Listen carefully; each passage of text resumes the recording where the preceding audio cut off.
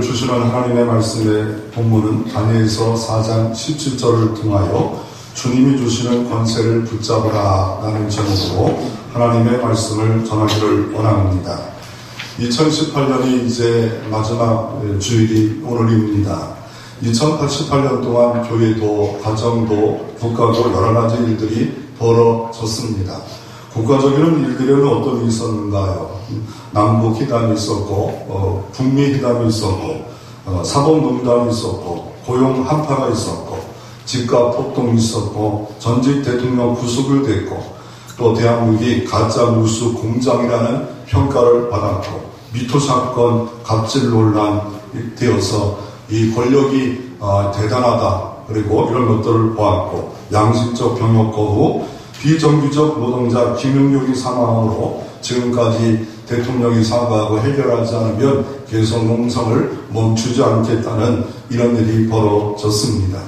정치권에는 포퓰리즘으로 정치를 남발했습니다. 포퓰리즘이라는 걸 대중 인기를 위해서 자기 야망을 위해서 사람들을 사로잡기 위해서 여러 가지 막 공약을 내세우는 그런 때가 됐고 경제 대란이라는 이야기는 계속 되어지고 있고 또 적폐를 당하면 안 된다, 교록 수청된다 이런 일들이 벌어짐으로 말미암아 연말이 날씨도 추운데 마음도 추우면서 2019년을 우리가 맞이할 때가 있습니다. 그래서 우리가 이 땅에 살아가는 동안에 세상 권력 일장춘몽인데 그것에 늘 의지하고 그것을 바라보로 말미암아 두려움 가운데 2019년을 맞이한다면 얼마나 슬프겠습니까? 그런 크리스찬으로서 2019년을 어떻게 우리가 맞이해야 되는가? 우리가 첫 번째로 한번 우리가 먼저 서론적으로 살펴보기 원하는 것은 헛된 권력을 좀 내려놓을 필요가 있습니다. 권력 자체는 나쁜 게 아닙니다. 중립입니다. 돈도 중립입니다. 돈도 권력도 중립입니다. 선을 쓸 수 있고 악을 사용할 수도 있는 것이 물질 또한 권력입니다. 근데 헛된 권력이 있다라고 말하고 있습니다. 헛된 권력을 우리가 이 땅에 살아가는데 왜 헛된 권력이라 합니까? 일장춘몽이다. 꽃이 열을 펴다가 권력도 몇 년 안 간다. 이렇게 우리가 이렇게 말을 하지 않아요? 또 영원한 권력도 없다라고 말을 합니다. 특별히 헛된 권력이라는 이유가 뭐냐면 크리스찬으로서는 뭐냐면 내가 권력을 잡았다. 내 인생은 내 것이다. 내 물질은 내 것이다. 내 앞날은 내 것이다.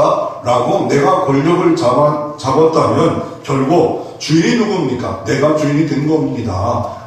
내가 주인이 된 만큼 그 결과물로는 무엇이 있냐면 두려움이 빠집니다. 두려워집니다. 그러나 하나님 앞에 내려놓고 주권 이양식을 해버리면 살든지 죽든지 하나님 뜻대로 하옵소서. 이러면 강해집니다. 담대해집니다. 그럼에도 불구하고 우리는 내 거 내려놓기가 어렵습니다. 내 것이 아니고 다 주님이 주인입니다. 라고 모든 권세와 권력을 다 지고 계신 만유의 주 앞에 다 내려놓기 원합니다. 블레셋과 싸움이 있었습니다. 이스라엘 민족의 장군들 다 있었습니다. 사울왕도 용사였습니다. 한 명도 권력 앞에 나가지를 못합니다. 그러나 권력 이양식을 다했던 호환소녀 다윗만은 만군의 주 여호와 이름으로 나가는데 저 할례 없는 것이 어찌 하나님의 백성들을 욕되게 하느뇨? 라고 고백할 수 있는 삶을 살아갈 수 있다면 어떤 두려움이 두려운 문제가 아니고 덩치 큰 골리앗이 있더라도 문제가 안 되지만 작은 골리앗이 오더라도 넘어지고 시험 들고 한탄하고 탄식하고 새해에 소망이 없어 이렇게 불안한 마음으로 새해를 맞이하면 안 될 것 같습니다. 그래서 이 엘빈 톨폴라는 유명한 미래학자를 한번 소개하기를 원합니다. 새해가 2019년이 며칠 있으면 이제 내일 모레면 밝아오는데 이 미래학자입니다. 이 대한민국에도 많이 왔다 갔다 했고 이분은 미래학자로 가장 유명한 학자입니다. 또 그분이 책을 한 10권 썼는데 10년에 한 번씩 대작을 썼어요. 그 중에 책 중에 하나가 미래 쇼크, 미래 충격이라는 책은 대단한 책으로 인정받습니다. 제3의 물결이라는 책도 대단히 또한 인정받습니다. 권력 이동이라는 책도 대단히 인정받고 있습니다. 미래학자로 대한민국에 많은 조언을 하고 감으로 말미암아 이 대한민국이 안정적으로 강력하게 커갈 수 있는 것에 대해서 많은 조언을 했고 이분은 결국 돌아가셨습니다. 그분들 책 중에 권력 이동이라는 책 중에 옐빈 토폴러는 이런 말을 합니다.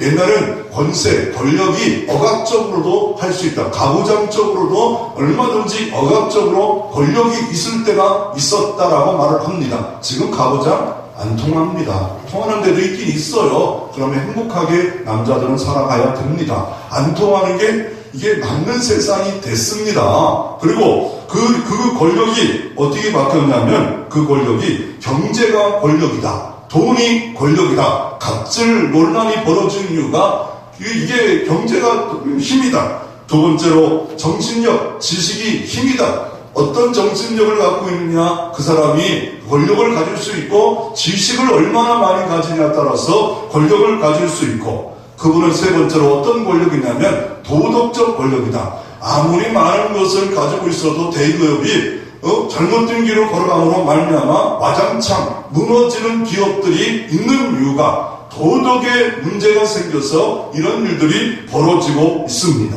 이 옐빈 토폴러가 권력이 이렇게 이동되고 있다는 겁니다. 그런데 한 가지를 놓친 게 있어요. 뭐냐면 이 권력은 영원하지가 않아요. 왔다 갔다 할 수 있어요. 경제가 더 권력이 되고 또 어느 때는 지식이 더 권력이 되고 왔다 갔다 할 수 있지만 변하지 않는 권력, 영원한 권력, 이분이 몰랐다는 거예요. 그 권력은 뭡니까? 만군의 주 여호와 하나님, 여호와의 권력, 만유의 주의 권력, 부하게도 하고 기하게도 하고 쇠하게도 하고 가난하게 하고 부자가 되는 것이다. 하나님부터 나온 것임에도 불구하고 이분은 권력 이동을 인간적으로 봤어요. 세상 역사로 봤어요. 꼭 빙산에 보면 보이는 것만 본 거예요. 보이지 않는 빙산의 그 부분, 하나님이 온 우주를 통치하고 계시고 세상 역사를 통치하고 계시고 왕을 세우고 왕을 패하고 건강케 하고 건강치 않게 하고 부자를 내고 부자가 아닌 이 모든 게 하나님 주권에 있도다. 절대 주권자 여호와를 인정하지 않는 그런 세상적인 책입니다.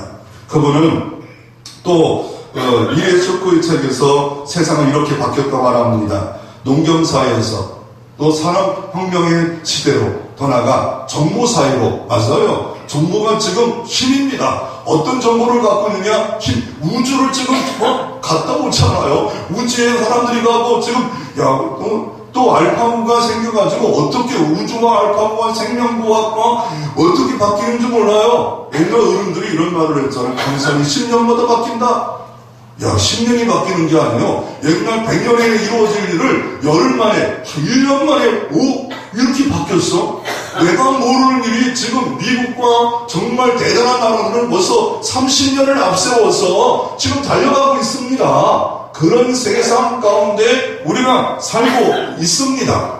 그래서 옐빈 토폴러의 그 모든 책들은 참 좋고 볼만합니다. 그러나 진짜 권력이 어디 있는가? 영원한 권력이 어디 있는가? 인생 무상하다. 일장춘공이다. 솔로몬은 이렇게 말하는데 여호와를 경외하는 것이 지혜의 근본인데 이걸 모르면서 너무 좋은 책을 썼어요. 그래서 우리가 새해를 맞이하기 전에 내 권력을 주님께 맡겨 불안과 두려움이 아닌 살아계신 주님 때문에 산소망을 갖고 새해는 복된 한 해가 될 것이고 예수님이 일하심으로 말미암아 나를 통하 일하심으로 말미암아 어마한 은혜와 이적과 도우심과 능력과 복이 임할 줄로 믿고 다시 한번 은혜의 무장이 이 마지막 주에 있어지기를 주의 이름으로 축원합니다.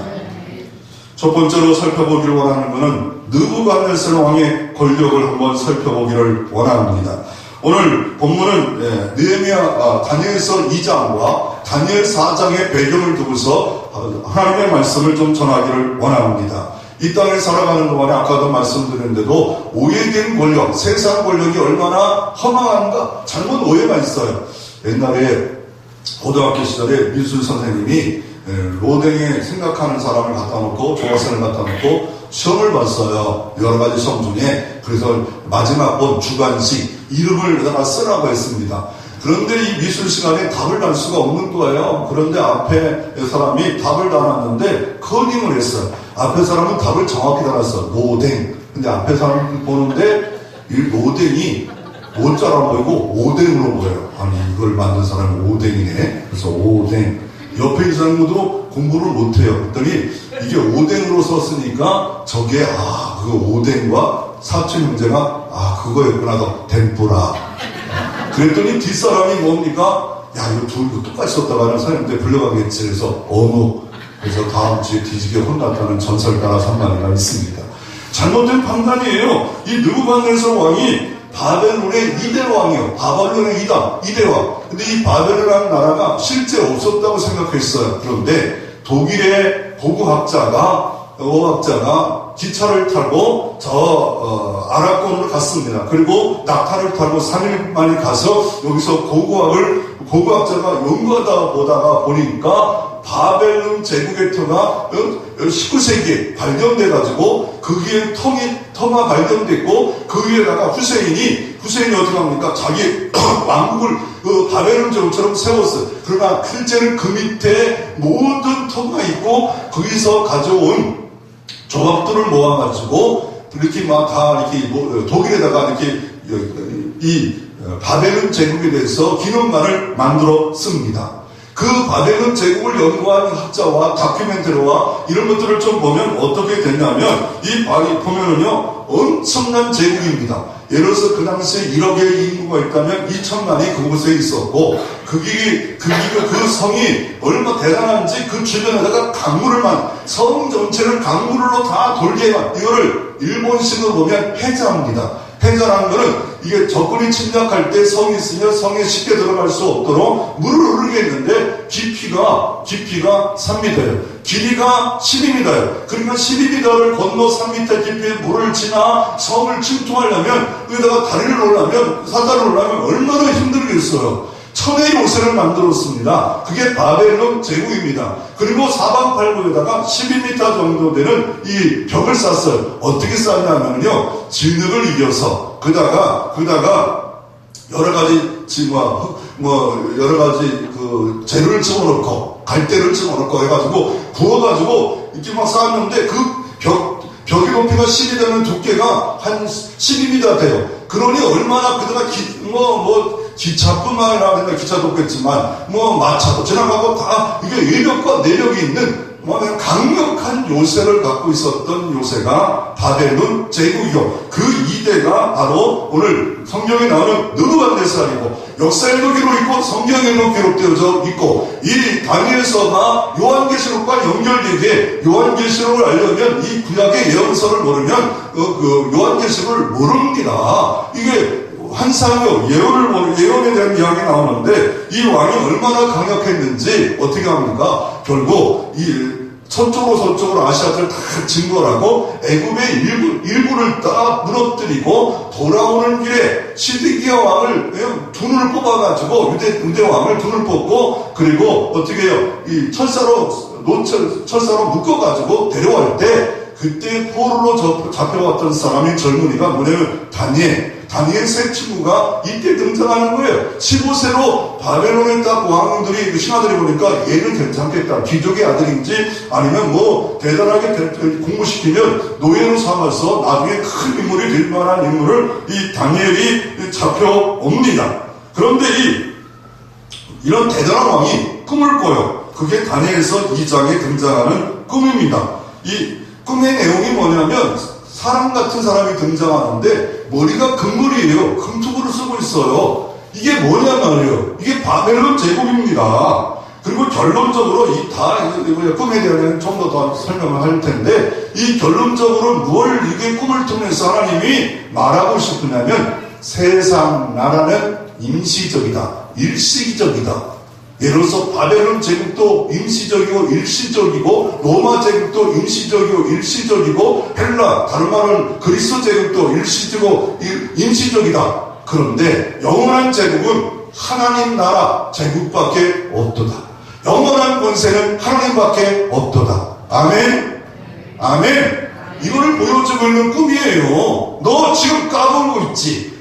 아니면 유대 땅 왕을 묶어가지고 철사로 그냥 꽁꽁 이렇게 뚫어가지고 왕들을 끌고 오고 성전에 있는 기물도 다 가져와서 이스라엘 70년 동안 잘못된 일이 있기에 고난과 역경에 하나님이 집어넣었는데 의기이 아니라 내가 최고다, 내가 최고의 왕이다, 최고의 신이다, 이런 착각 가운데 있을 때였습니다. 있을 때 이 꿈 내용을 다시 한번 좀 살펴보면 이 꿈이 뭐냐면 2600년대를 깨뚫고 있는 역사를 예언하고 있는 겁니다. 이 꿈 하나가 미래에 있어질 2600년대 때까지 계속 이어질 꿈들을 이 하나의 이 꿈을 가지고 말을 하고 있습니다. 그 꿈의 내용이 뭐냐면 첫 번째 부분, 두 번째 부분으로 다니엘서 2장 31절 34절에 보면 이 꿈이 머리는 뭐고 이 두 팔과 이 가슴은 뭐고 이 허리는 뭐고 다리는 뭐고 이렇게 등장하는 내용으로 두 번째 부분으로 다니엘서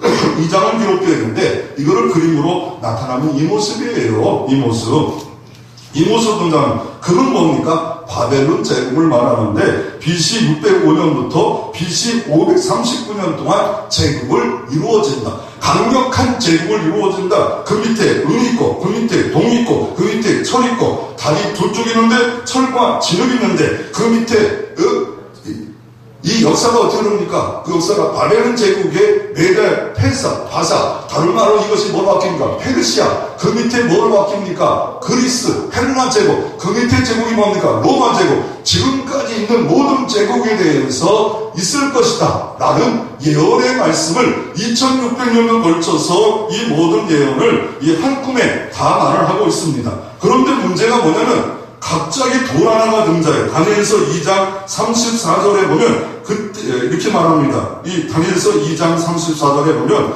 또 왕이 보심조 손대지 않은 돌이 나와서 손대지 않은 돌이 있대요. 손대지 않은 돌. 이 역사에 손대지 않은 돌이 등장합니다. 그 돌이 뭘까? 그 돌이 뭘까? 뜨인 돌이라고도 하고 산돌이라고도 하고 성경에 보면 머릿돌이라고 하고 바로 예수 그리스도를 상징하는 돌이 이 마지막 말세즈 말에 나타날 것이다. 두 발을 부서뜨릴 것이다. 세상 제국을 부서뜨릴 것이다. 하나님이 심판자로 심판주로 심판의 왕으로 이 땅에 재림하실 것이다. 이 땅에 예수님이 초림한 예수는요 구원자로 재림했어요. 재림 예수는 심판주로 불심판으로 세상을 심판해서 새하늘과 새 땅의 주님으로 돌을 가지고 이 땅에 오실 것이다. 진짜 만왕의 왕은 예수 그리스도밖에 없다. 진짜 주는 만주의 주는 예수 그리스도밖에 없다. 만유의 주관자는 주님밖에 없다. 바울은 로마서에 이렇게 말합니다. 만물이 주에게서 나오고 주로 말미암고 주께로 돌아가는다. 이거를 칼빈이 절대 주권이라고 말합니다. 이게 우리가 두 가지를 꼭 놓치지 말아야 돼요. 예수 믿으면 구원받는다. 이신, 칭의 이신 믿고 첫 번째. 두 번째, 주권사상. 내가 주권자가 아니라 내가 예수 그리스도를 믿는 순간에 영접하는 순간에 내 모든 주권을 하나님께 이양한 겁니다. 내 인생 내 거 아닙니다. 내 자녀 하나님 주신 기업입니다. 내 물질 하나님의 기업입니다. 다만 청지기로서 관리자로서 이 땅에 살아간다. 이게 믿음이에요. 이게 고백이에요. 이게 주님이 주님 된 거예요. 이걸 내비게이터에서 성경 보면 주제권을 주께 이양됐다. 그래서 진짜 구원은 여기까지 갈 때 진짜 구원을 받은 백성이요 이 사람을 성도라고 크리스찬이라고 할 수 있는 겁니다. 이거를 꿈 가운데 느부갓네살에게 보여줬습니다. 그런데 이게 문제가 뭐냐면 느부갓네살도 웃겨요. 갑자기 꿈 얘기도 하지도 않으면서 술객과 점성술가와 또 뭐냐면 이 점치는 사람을 불러다가 이걸 맞추래요.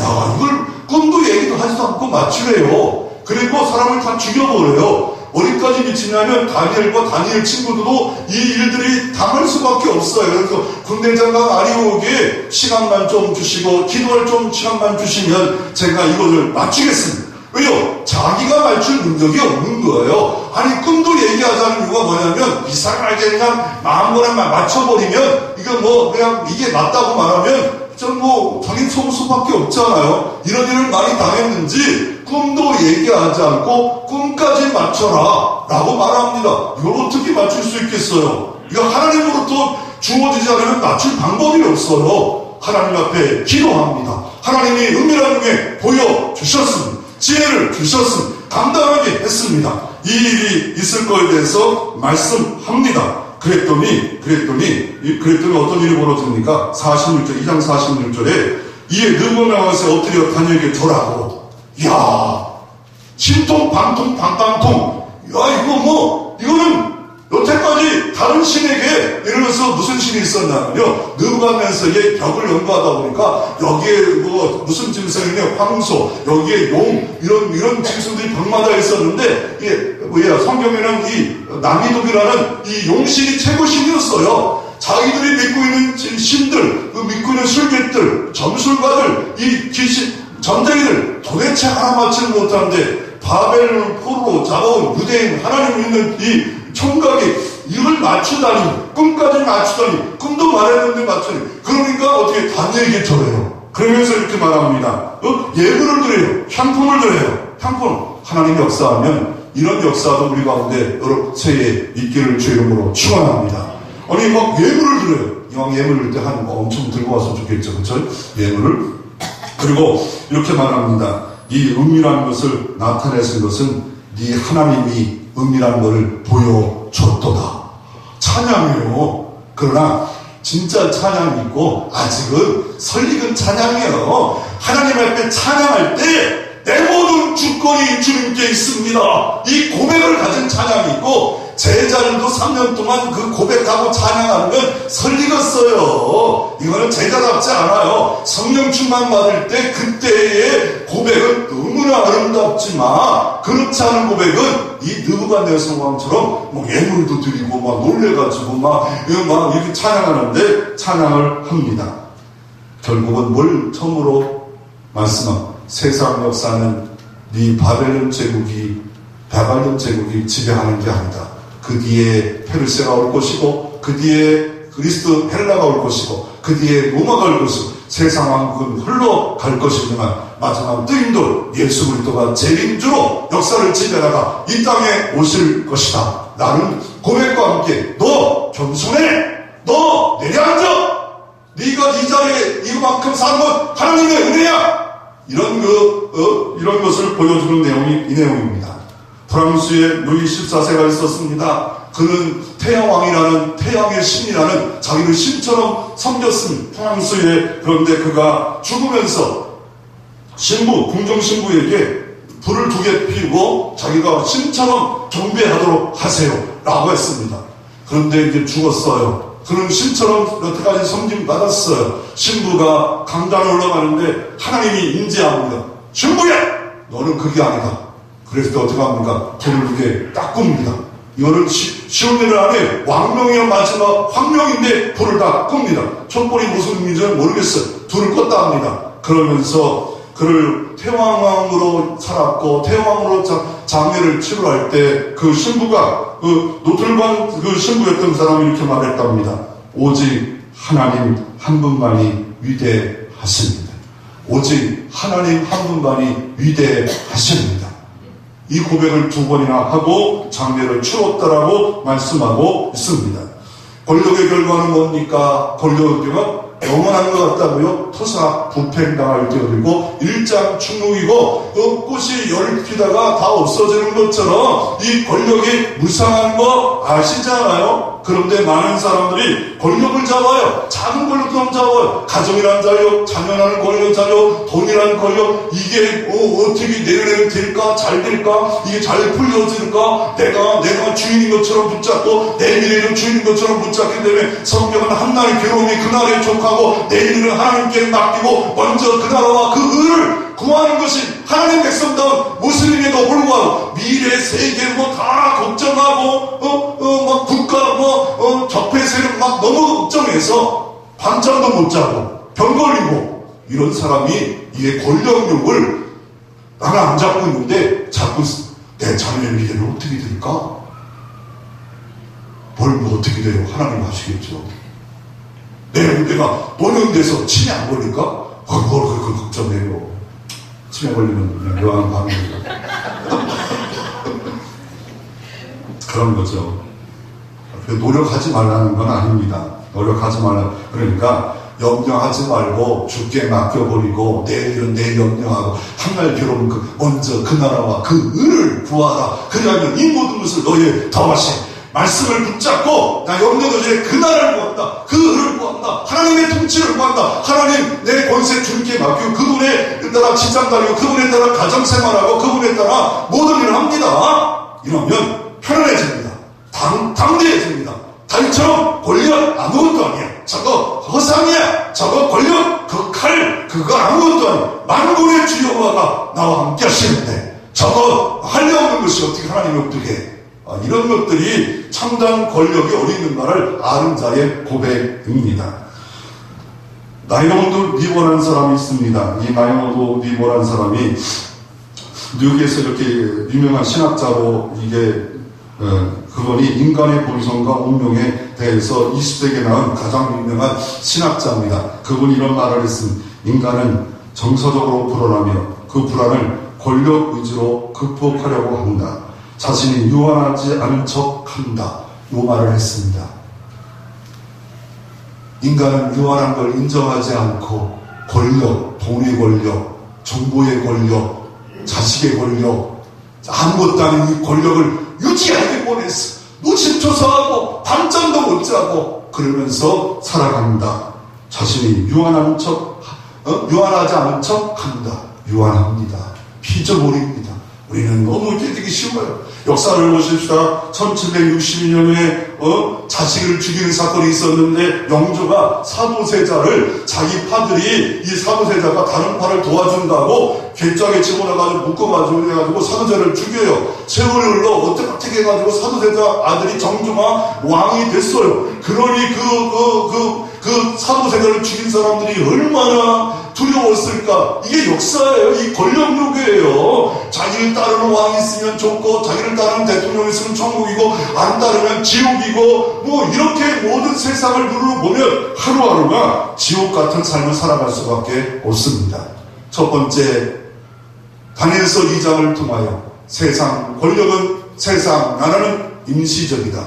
왜요? 로마서 14장 이렇게 말합니다. 악한 권력에 충성해야 됩니까? 그럴 때 로마서 14장에는 바로 이렇게 말합니다. 모든 권력은 하나님께 나오게 순종하라. 하나님이 내지 않은 것이 없다. 근데 이걸 오해할 때가 있어요. 모든 권력이 하나님께 났어요. 그러니까 순종해야 돼. 순복해야 돼. 그러나 더 하나의 큰 법이 있습니다. 주 안에 부모에게 순종하라. 부모에게 주 안에서 더 큰 것이 뭡니까? 창세기 말씀해 보니까 애굽 제국의 황제가 유대 땅에 유대인들이 낳은 남자를 다 죽이려 합니다. 그러나 시보라와 부하가 하나님을 경외함으로 말미암아 모세를 살렸더라. 모세를 나라 민족에서 하나님께 모든 권세를 줬게, 공권력을 줬게 충성해야 됩니다.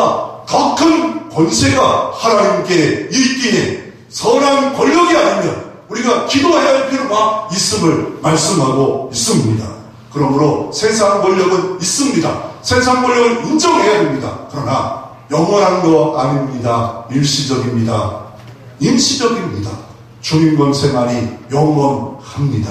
주님 도와주시면 여러분의 삶이 새해에는 더 복이 하나님의 더하심이 일어날 줄로 믿습니다. 두 번째로 느부갓네살의 변화와 간증이 있습니다. 아니 이런 왕이 왕을 그냥 천사로 묶어가지고 눈을 뽑아가지고 유대 땅에 와서 성전 기물을 다 가지고 왔던 이 왕이 변화가 있어요. 복된 변화가 있고 간증의 내용이 다니엘서 4장에 등장합니다. 그러니까 2장에 찬양을 했어요. 그래가지고 다니엘이 갑자기 국무총리가 되어버립니다. 이건 놀라운 일 아닙니까? 포로로 잡혀왔는데 꿈 하나 해석자라고 국무총리가 되어버려요. 얼마나 절대 권력자입니까? 밑에 그냥 하바리 같은 그런 사람이 있는데 이게 도대체 이건 신이 이거를 이 사람을 쓰지 않으면 이건 도대체 말할 수 없는 걸 인정하고 어떻게 해요?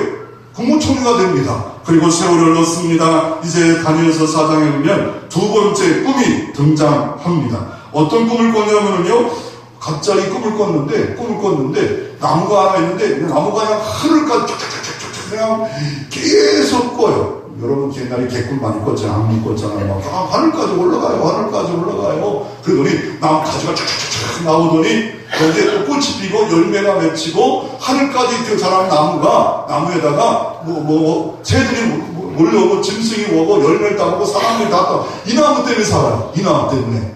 그런데 순찰자가 있었습니다. 이 순찰자, 보능자가 있었는데 순찰자가 있는데 어떻게 일이 벌어지냐면 이 나무를 밑둥을 자르래요.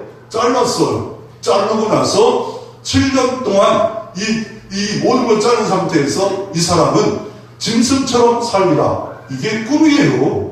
그런데 이 꿈을 가지고 이 꿈을 얘기했는데 박사와 술객들은 막 도망갔어요. 이제 또 한번 미치광이 짓 하는구나. 우리를 죽이려고 작정하는구나. 그 꿈을 어떻게 맞춰. 그때 다니엘의 바벨론식 이름 벨드사살이 나가서 말을 합니다.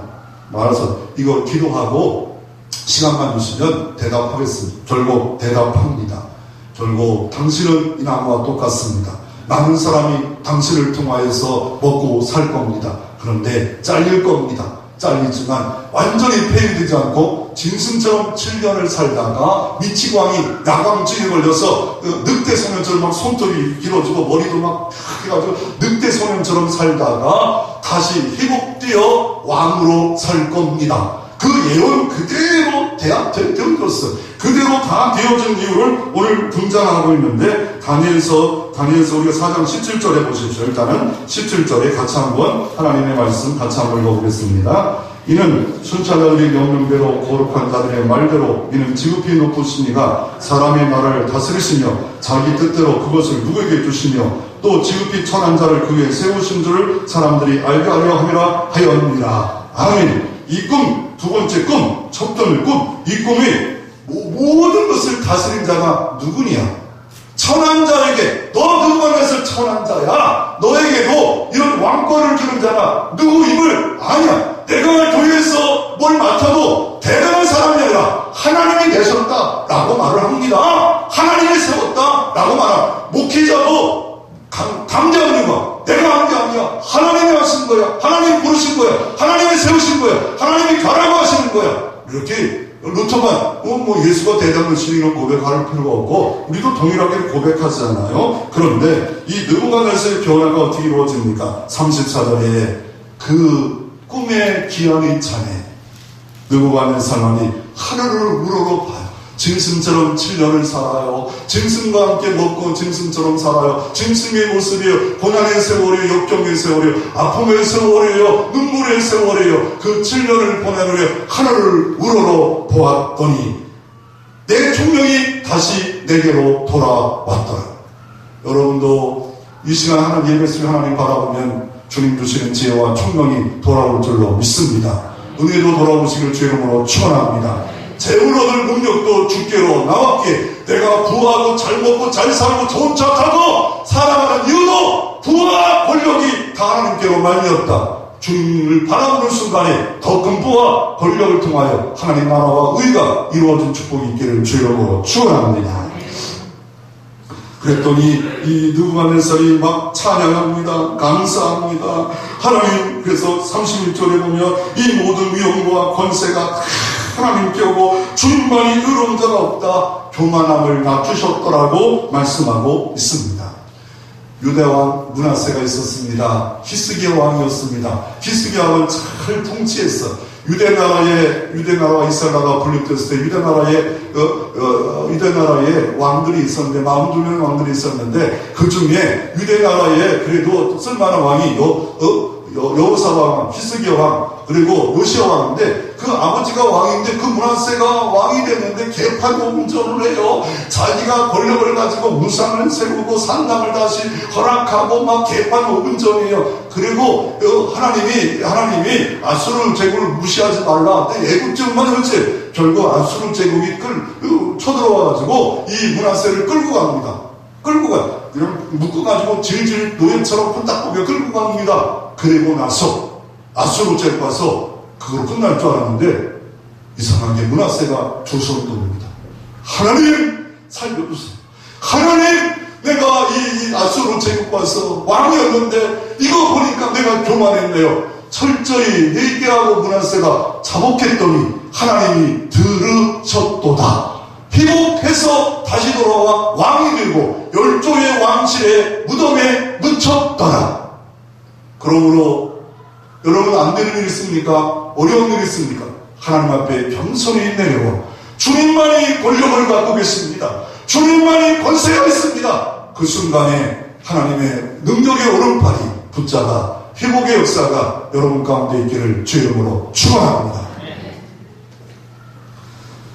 그래서 이 느부갓네살 왕이 변화가 일어났습니다. 하나님이 변화시키면 이런 변화가 새해 여러분 가정에도 일어나기를 주의 이름으로 축원합니다.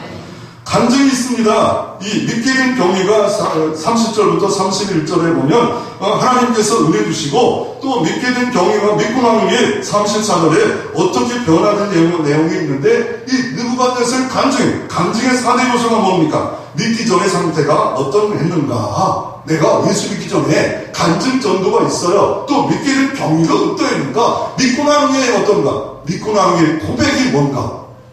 우리 주님은 살아계신 주, 역사를 지배하는 주, 나를 지배하고 우리 교회 흥망성쇠를 지배하는 주, 이 고백이 있기를 소원합니다.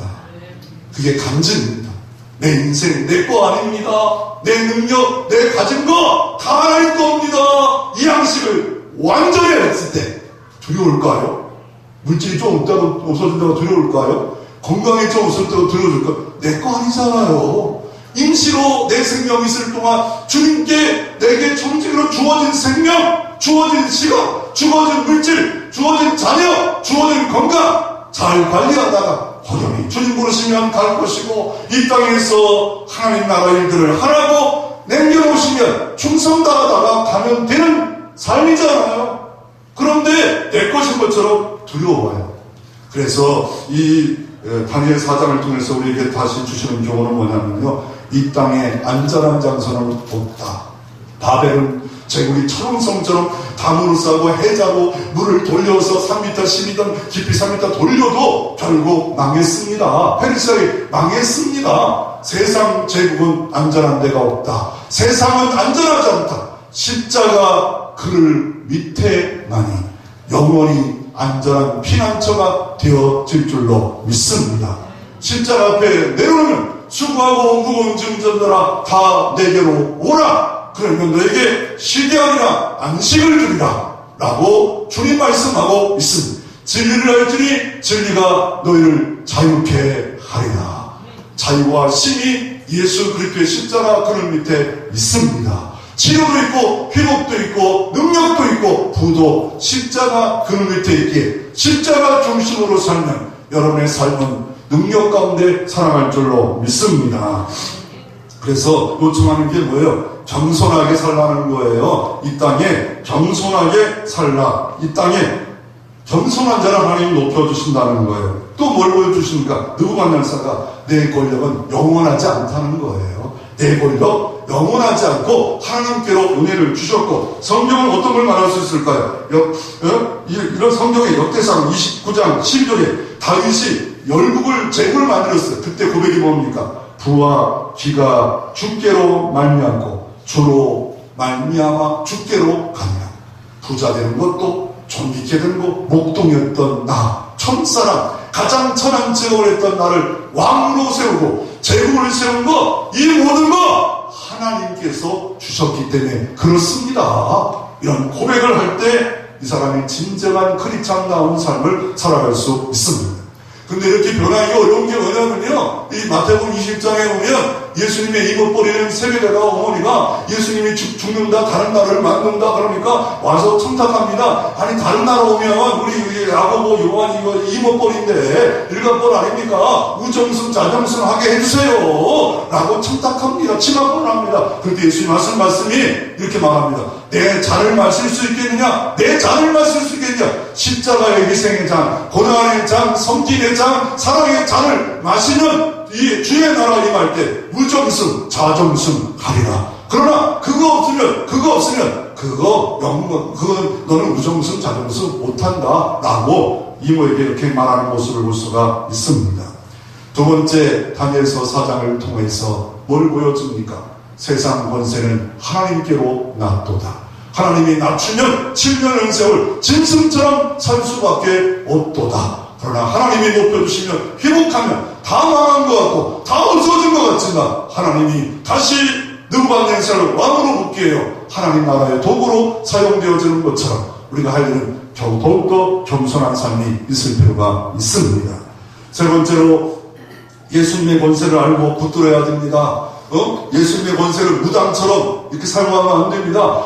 뭐 권세하면 필요한 사람들이 있어요. 뭐 권세, 뭐만 좋으면 예배드리고 기도하고. 미국의 거의 92% 크리스찬들이 예수님의 권세를 몰라 그냥 예배드리고 편안 이것만 오로지 권세가 뭔지도 모르고 알지도 못하고 살아가고. 그래서 어떻게 합니까? 이 자기가 지금 멋있는 새인데 미운 오리새끼처럼 안드레스 동화처럼 자기가 어떤 존재인 걸 모르고 살아가는 사람이 있다는 거예요. 어떤 권세가 있어요? 자녀가 권세가 있어요. 자녀들의 권세가 있어요. 어떤 권세? 자녀가 되면 죄사함의 확신 가운데 살아갑니다. 기도 응답의 확신 가운데 살아갑니다. 주님이 나를 인도하시고 목자가 될 책임진다는 이런 확신 가운데 자녀들의 권세가 있어요. 세상으로 보십시오. 교통순경 가라면 가잖아요. 손가락만 해도 가요. 이렇게 해도 가요. 아니면 붙잡고 이렇게 해도 가요. 안 가요? 이 벤치타 타고 안 가요? 이씨, 저기 뭐야 이거 지금 쫄다니까 교통순경이 공권력입니다. 뭐 이걸 해도 가요. 쓰라면 서야 돼. 안 쓰면 어떻게 끌고 가잖아요. 가서 술 먹었냐 막 취토시키고 막 엎지르고 하면 아무리 대단한 사람이라도 가요. 여러분, 시에 가면 오케스트라가 있어요. 시에서 오케스트라를 딱 지휘권을 줘요. 그럼 어떻게 해요? 하라는 대로 안 하면 퇴출 빼버리세요. 오케스트라의 권세가 있습니다. 진짜의 권세가 있습니다. 하나님이 우리에게 이 땅에 주신 권세를 위임했는데, 자녀의 권세, 마태복음 28장 18절, 하늘과 땅의 모든 권세를 내게 주셨는데, 제자에게 위임된 권세가 있고 교회 권세가 있어서 믿는 자가 소를 얻는 즉 병든 자가 나음을 얻으리라. 병든 자가 소를 얻는 즉 믿음으로 얻는 즉 나음을 입으리라. 이 권세예요. 예를 들어 사도행전 3장에 보면요, 똑같은 베드로요, 똑같은 사도 요한이요. 그런데 성전에 올라가는데 성전 미문 앞에 안진뱅이가 있었어요. 똑같이 하루에 3번씩 기도하러 성전에 올라가는데 성령 충만을 받자 그 사람이 불쌍히 여겨요. 그래서 이렇게 말합니다. 손을 잡고 금가운은 내게 없다. 이제는 금가운은 있어요. 근데 뭐가 없어졌어요? 나사렛 예수 이름의 권세로 명하는 게 없어요. 나사렛 예수로 명령하노니 일어나 걸어라. 그럴 때 발목에 힘을 얻고 성전에 들어가서 안진뱅이가 찬양하더라. 이 시대는 금가운은 있어졌습니다. 근데 뭐가 없어요? 나사렛 예수 이름으로 명령하는 기도. 내가 권세가 있는 게 아니에요. 하나님이 이 이름으로 기도하면 내가 시행하리라 하고 우리에게 예수 이름에 기도하라. 예수 이름으로 명령하라. 이 교회, 하나님의 교회, 성도에게 이것을 줬습니다. 자녀들의 권세가 있고, 더 나아가 자녀들에게 축복할 권세가 아브라함에게도, 이삭에게도, 야곱에게도, 요셉에게도 있어서 네가 축복한 대로 내가 축복하리라. 말에 축복이 있습니다. 축복한 대로 네가 아브라함을 축복, 이삭을 축복해, 이삭이 야곱을 축복해, 야곱이 요셉을 축복해, 네가 축복 기도한 대로 내가 다 들어주리라. 다 그대로 됐어요. 이게 믿는 자의 권세입니다. 하나님 주신 권세입니다. 이 권세를 어떻게 이루어져서 내 안에 예수를 믿는 순간에 성령이 계시고, 그 성령이 내가 기도할 때 성령이 도사, 이 무한한 능력, 무한한 자원을, 무한한 권능을 주심으로 말미암아 하늘에서 뜻이 이루어진 것처럼 이 땅에서도 하나님의 뜻이 이루어지고 있습니다. 헛된 이상한 성경책 다 피고 긁으면서 가름에다가 문매어가라, 또 피니까 속히 가라, 모두 이와 같이 이런 식으로 하지 마시고요. 성경이 내게 주신 축복이 뭘까? 권세가 뭘까? 예수 이름으로 기도하자. 구하라 구할 것이요, 찾으라 찾을 것이요, 문을 들으라 열릴 것이냐. 좋은 것 성령을 주시지 않겠느냐. 피조물입니다. 유한합니다. 두렵습니다. 새해를 맞이할 때 힘듭니다. 그렇지만 내 권세가 아니라 하나님의 권세, 둘은 어마어마하게 그분을 신뢰하고 의지하고 믿음으로 기도하고 믿음으로 선포할 때 하나님의 도우심이 더하심이 2019년에는 더 많아지기를 주의 이름으로 축원합니다.